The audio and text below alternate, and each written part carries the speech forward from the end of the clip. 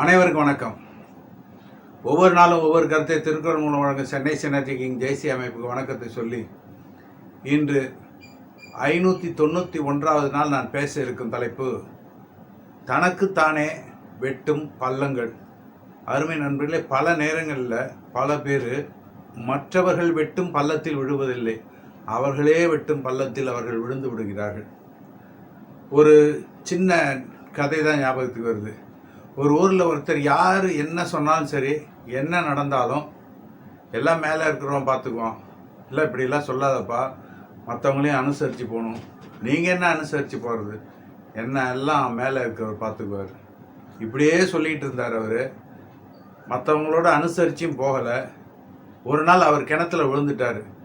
விழுந்த உடனே எப்பவும் சொல்கிற அந்த வார்த்தை அவர் சொல்லலை, மேலே இருக்கிறவங்க பார்த்துக்குவாங்கன்னு சொல்லலை, ஐயோ காப்பாற்றுங்க காப்பாற்றுங்கன்னு.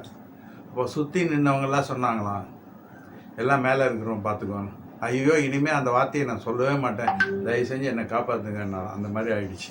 எல்லாம் மேலே இருக்கிறவர் பார்த்துக்குவார்னு சொல்லிட்டு சுற்றி இருக்கிறவங்களோட ஒத்து போகாவிட்டால் இந்த மாதிரி நிலைமை தான் ஏற்படும். 1977 நான் நெய்வேலியில் அனல் மின் நிலையத்தில் அப்ரெண்டிஸ் என்று சொல்லப்படுகிற ஒரு பயிற்சி வகுப்பில் சேர்ந்தேன். அது 3 வருடங்கள் அந்த பயிற்சி. அது முடிந்ததுக்கு அப்புறம் தான் வேலைக்கு முயற்சி செஞ்சு போகணும். அந்த பயிற்சி வகுப்பில் சேரும்போது என்னுடைய நண்பர் ஒருத்தர் அங்கே யாரையும் மதிக்க மாட்டார். ஏன்னா அவர் ஒரு பெரிய அதிகாரியோட சிபாரிசினால் வேலையில் சேர்ந்தார்.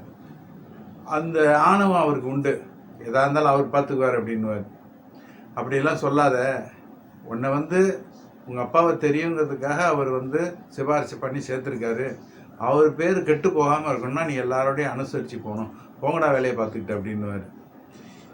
அப்படி இருந்தவர் ஒரு நாள் என்ன ஆச்சுன்னு கேட்டால், அந்த அனல் மின் நிலையத்தில் மின்சார பகுதியில் நிறைய மின் இணைப்புகள்லாம் இருக்கும். அங்கே போய் யாரும் உட்காரக்கூடாதுன்னு சொல்லுவாங்க. அவர் அதையும் மீறி அங்கே உட்கார்ந்து ஜாலியாக விளையாண்டுட்டு இருந்தார். தெரியாமல் ஒரு கம்பியை அந்த மின் இணைப்புக்குள்ளார போட்டு அந்த பாய்லர் என்று சொல்லப்படுகிற கொதிகலன் நின்று விட்டது. அது பெருத்த நஷ்டம் ஏற்படும். இவர் தான் தெரிஞ்ச உடனே அவரை வேலையை விட்டு நீக்கிட்டாங்க. அவர் தான் பெரிய அதிகாரி தெரியும்னு நினச்சிட்டு அடுத்த நாள் போய் அவரை பார்க்கலான்னு போனார். இப்போ அந்த அதிகாரி சொல்லியிருக்காரு, உன்னை வேலையை விட்டு நீக்கின்றே உனக்கு செஞ்ச உதவி தான், எனக்கு தெரிஞ்சவங்கிறதுனால தான் வேலையை விட்டு நீக்கியிருக்காங்க, இல்லைன்னா போலீஸில் உன்னை பிடிச்சி கொடுக்கறதா இருந்தாங்க, நான் தான் வேலையை விட்டு நிறுத்துறதோட நிறுத்திக்குவாங்க அப்படின்னு சொன்னேன், அதனால் இது உனக்கு செஞ்ச உதவி தான், போயிட்டு வான்ட்டாராம். இப்போ அவருக்கு வேலையும் போயிடுச்சு. அவர் செஞ்சது என்னன்னா, எல்லாரோடையும் ஒத்து போகலை, யார் பேச்சையும் கேட்கல, தான் தான் பெரிய ஆள்னு நினச்சார். வள்ளுவர் என்ன சொல்கிறாருன்னா, அமைந்தாங்கு ஒழுகான் அளவறியான் தன்னை வியந்தான் விரைந்து கெடும் அப்படிங்கிறார்.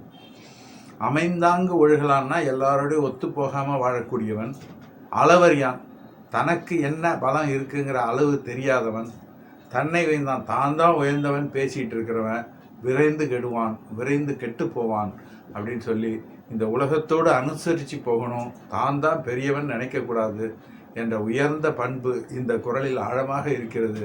இது ஒரு மனிதனுக்கு மட்டுமல்ல, ஒரு அரசனாக இருந்தாலும் இது பொருந்தும் என்று சொல்லி விடைபெறுகிறேன். நன்றி, வணக்கம்.